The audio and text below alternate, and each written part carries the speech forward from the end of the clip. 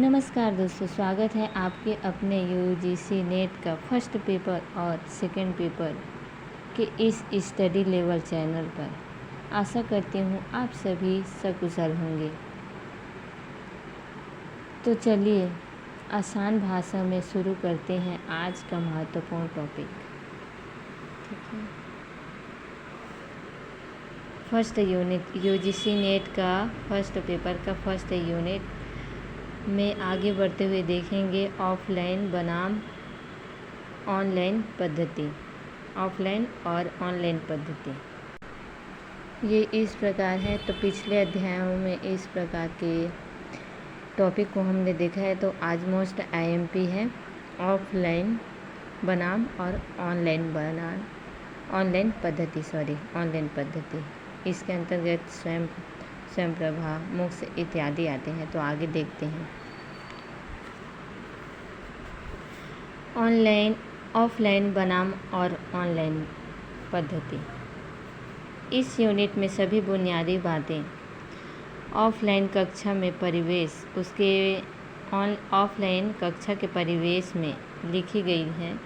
यह शिक्षार्थी को एक भौतिक वातावरण भी मिलता है, उनका आपस में सीधे रूप में वार्तालाप भी हो पाता है। यदि मोटे तौर पर कक्षा को इंटरनेट या अन्य तकनीकी सुविधाओं के साथ व्यवस्थित किया जाए तो उसको ऑनलाइन कक्षा तकनीकी सुविधाओं के साथ व्यवस्थित किया जाए तो उसके ऑनलाइन कक्षा कह सकते हैं। यहाँ पर हमने ऑनलाइन कक्षा जो है उसको गहन रूप से समझने का प्रयास करेंगे। ऑनलाइन पद्धति मॉडल्स को सबसे अच्छा ओपन सोर्स ऑनलाइन अधिगम सिस्टम माना जाता है। वर्चुअल लर्निंग एनवायरनमेंट में को manage learning environment, learning management system, course management system, learning support system या लर्निंग प्लेटफॉर्म आदि नामों से भी इसे पुकारा जाता है। इनका प्रयोजन कंप्यूटर और इंटरनेट के मध्य से विद्यार्थियों के लिए एकल, सुसंगत और सहज ज्ञान कोर्स उत्पन्न करना होता है। मुक्त विश्वविद्यालय और उच्च शिक्षा के अध्ययन संस्था तीव्रता से VLE का सहारा ले रहे हैं। ऑनलाइन शिक्षण शिक्षकों द्वारा शिक्षा देने का एक प्रणाली ढंग है, इसको प्रणाली ढंग कह सकते हैं। और इसमें वीडियो, PDF, पॉडकास्ट आदि का उपयोग किया जाता है। ऑनलाइन शिक्षा का सर्वाधिक लाभ यह है कि यह छात्रों को उनकी सुविधा के किसी भी स्थान पर कक्षाओं में भाग लेने की अनुमति देता है। ऑनलाइन कक्षा में इसमें छात्रों तक पहुंचाने के लिए व्यापक नेटवर्क का प्रयोग किया जाता है। इसमें ऑनलाइन व्याख्यानों को रिकॉर्ड किया जाता है, संग्रहित किया जा सकता है, भविष्य के संदर्भ के लिए साझा किया जा सकता है।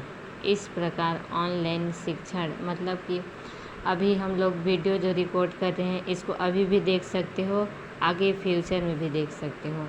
ये ऑनलाइन का उपयोगी है। इस प्रकार ऑनलाइन शिक्षण छात्रों को शिक्षक में समय और स्थान पहुंच प्रदान करता है। आप इस वीडियो को कहाँ से देख रहे हो ये कमेंट में बताना, ताकि पता चले कि ऑनलाइन कक्षा या इसका क्लास मोबाइल द्वारा कितना विस्तृत है। देखते हैं ऑनलाइन शिक्षण कंप्यूटर और ICT के मध्य से अधिगम सुविधाजनक बनाने का एक सुनियोजित प्रयास है। इसके अंतर्गत आता है यह संवादात्मक और अनुभवनात्मक शिक्षा प्रदान करता है। दूसरा में है यह समय, स्थान और गति के संदर्भ में लचीलापन प्रदान करता है। ऑनलाइन कक्षाएं यह घर या पसंद के स्थान से ली जा सकती है, कहीं भी लिया जा सकता है, घर से या कहीं बाहर गए हो, ट्रेन में, बस में, कहीं भी, मोबाइल में कहीं भी देख सकते हो। छात्रों के पाठ छूटने की संभावना कम रहती है। यह भागीदारी की और सुलभता आसान प्रदान करता है। यह विशेषज्ञता और गुणात्मक विषय वस्तु प्रदान करता है। पाँचवा देखेंगे, यह शिक्षार्थियों को व्यक्तिगत प्रशिक्षण का सबसे अच्छा संसाधन है। अधिगम को सक्षम, निर्धारित गति का कुशल बनाता है।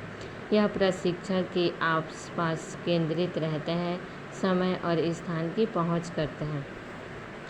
ऑनलाइन सीखने का एक अन्य लाभ वित्तीय लागत कम करता है। ऑनलाइन सीखने से छात्र परिवहन, छात्र भोजन और सबसे महत्वपूर्ण अचल संपत्ति के लागत बिंदु समाप्त हो जाते हैं। इसके अतिरिक्त एक कागज रहित अधिगम का अनुभव रहता है, जो कि पर्यावरण के लाभदायक रहता है। हर छात्र की सीखने की अलग शैली होती है। कोई पढ़ के पढ़ता है, समझता है, कोई लिख कर पढ़ता है। तो इस प्रकार हर छात्र की सीखने की कला अलग होती है। कुछ छात्र दृश्य से सीखने वाले होते हैं, देखकर, जबकि कुछ छात्र ऑडियो के माध्यम से सीखने करते हैं। कुछ एकल स्वभाव के छात्र बड़े समूहों से विचलित हैं। अपने विकल्पों और संसाधनों की रेंज के साथ ऑनलाइन शिक्षा जो है उसको कई तरीकों से व्यक्त किया जा सकता है। यह प्रत्येक छात्र की आवश्यकताओं के अनुकूल सीखने का एक आदर्श वातावरण बनाने का सबसे अच्छा उपाय है। जैसे कि देख सकते हैं कैसे पढ़ाई में अच्छे से सुलभ विकल्प के साथ संसाधन के रूप में किया जाता है, उसकी आवश्यकता के अनुसार किया जाता है। ऑनलाइन सीखने की सीमाएं कुछ इस प्रकार है। स्क्रीन पर ध्यान केंद्रित करने में असमर्थता, मतलब मोबाइल को देखकर, टैब को देखकर, लैपटॉप को देखकर ध्यान केंद्रित में असमर्थता रहता है। प्रौद्योगिकी समस्या जैसे कि इंटरनेट कनेक्टिविटी, जैसे कि नेटवर्क नहीं रहता है, नेटवर्क इशू प्रॉब्लम रहता है। तीसरा है अलगाव की भावना। एक ऑनलाइन कक्षा के छात्रों और शिक्षकों के बीच कम से कम वार्तालाप होता है। यह प्रायः छात्रों की अलगाव की भावना उत्पन्न कर सकता है। यद्यपि ऑनलाइन संदेश, ईमेल और वीडियो कॉन्फ्रेंसिंग आदि इस अलगाव की भावना को कम करते हैं, यह प्रयास करते हैं। चौथा देख सकते हैं इसकी सीमाएं में, शिक्षण प्रशिक्षण ऑनलाइन अधिगम सुनिश्चित करने के लिए शिक्षार्थियों के पास डिजिटल रूपों का प्रयोग करने का बुनियादी समझ होनी चाहिए। इसके अंतर्गत कंप्यूटर बेस्ड ट्रेनिंग और ऑनलाइन लर्निंग को समानार्थी शब्द माना जाता है। CBT मतलब कंप्यूटर बेस होता है, कंप्यूटर द्वारा। UGC नेट में जैसे कि उसका पेपर होता है, SSC GD में होता है। 1980 के दशक का शब्द है। ऑनलाइन शब्द इंटरनेट, CD और DVD की परिपक्वता के साथ CBT से विकसित हुआ है। इस परिवेश में इंटरनेट आधारित लर्निंग, वेब आधारित लर्निंग और ऑनलाइन लर्निंग सम्मिलित हैं। ऑनलाइन शिक्षा निम्न मायनों में से निम्नलिखित है, इसके महत्वपूर्ण हैं। यह शिक्षार्थियों को सहयोगी इंटरनेट और वेब आधारित अधिगम के अवसरों को सुविधा प्रदान करता है। यह वाइड एरिया नेटवर्क WAN के साथ दूरस्थ शिक्षा का समर्थन, मतलब दूर से उसका शिक्षा जो है इसका समर्थन करता है। इसमें मल्टीमीडिया, CD, रोम या वेबसाइट का भी प्रयोग किया जाता है। यह अधिगम के व्यवहारिक पक्ष को संबोधित करता है।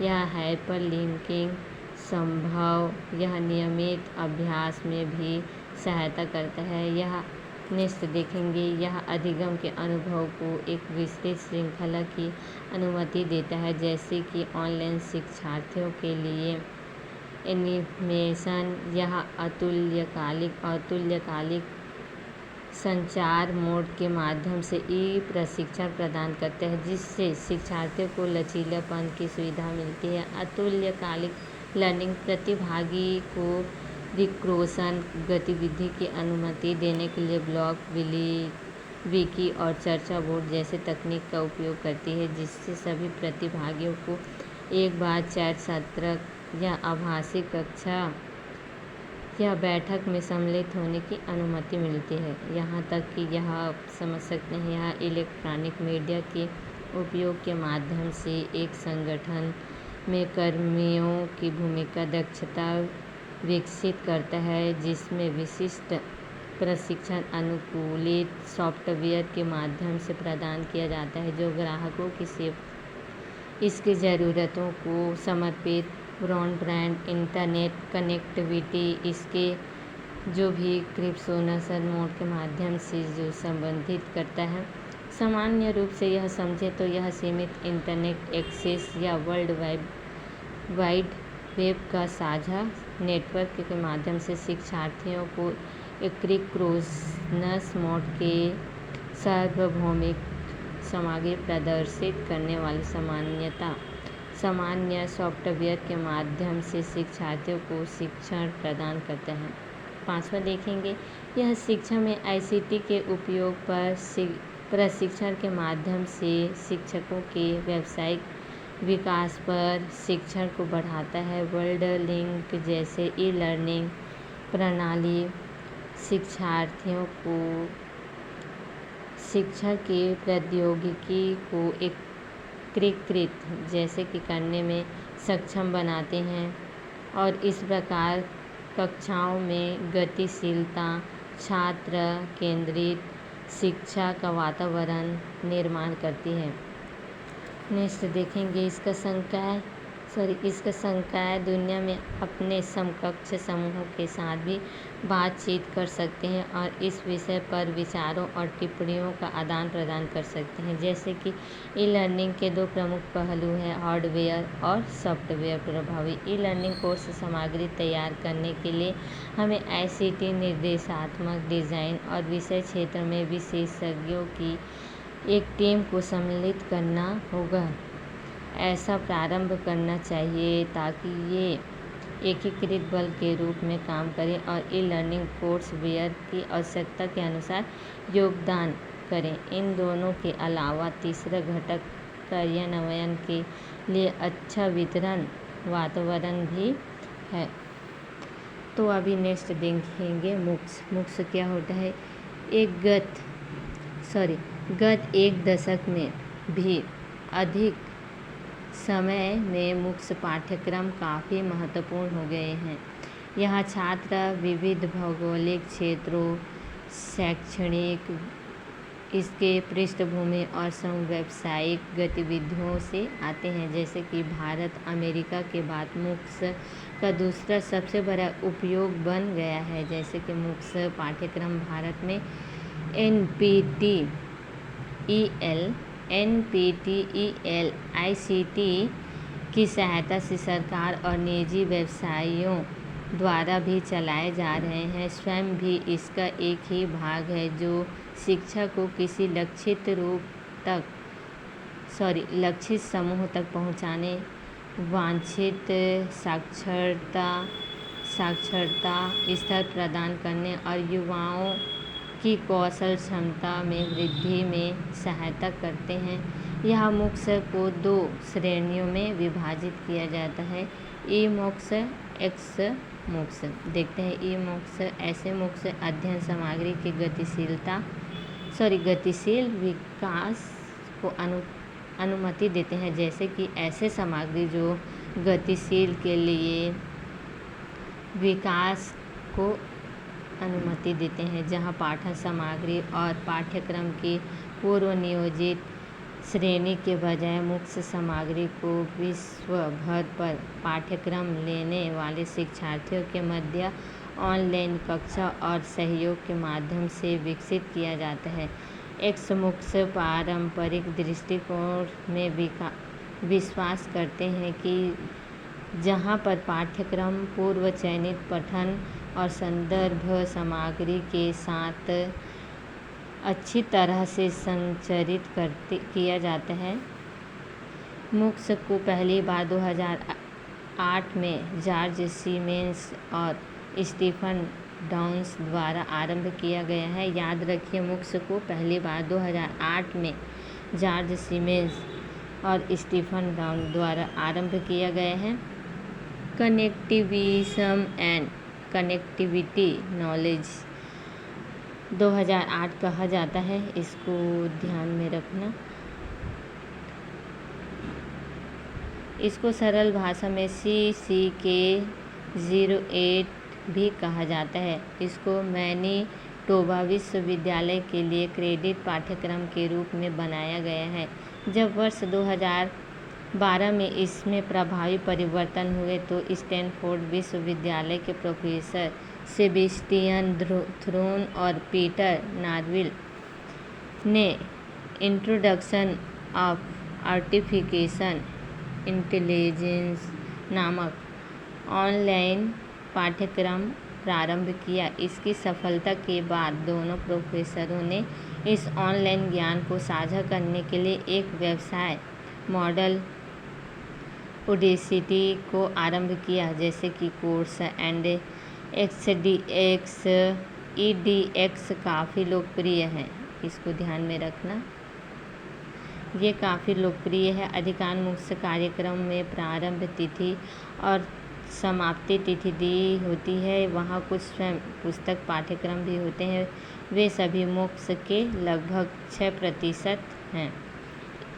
तो इसको बाद में देखेंगे। नेक्स्ट वीडियो में देखते हैं इसके कुछ विधियाँ कौन कौन से प्रकार हैं इसको देखेंगे। आज के लिए इतना ही। नेक्स्ट वीडियो प्राप्त करने के लिए इस चैनल को सेव कर लें, और इसमें कुछ भी गलती होता है तो प्लीज़ ध्यान दें और अपने से पूरा कोशिश करें कि जितना हो सके उतना तैयारी अपना बेटर दें, और जितना सफलता की ओर अपना कदम उठाएंगे उतना ही आप सफलता मंजिल की ओर बढ़ते जाएंगे। तो आज के लिए इतना ही। धन्यवाद।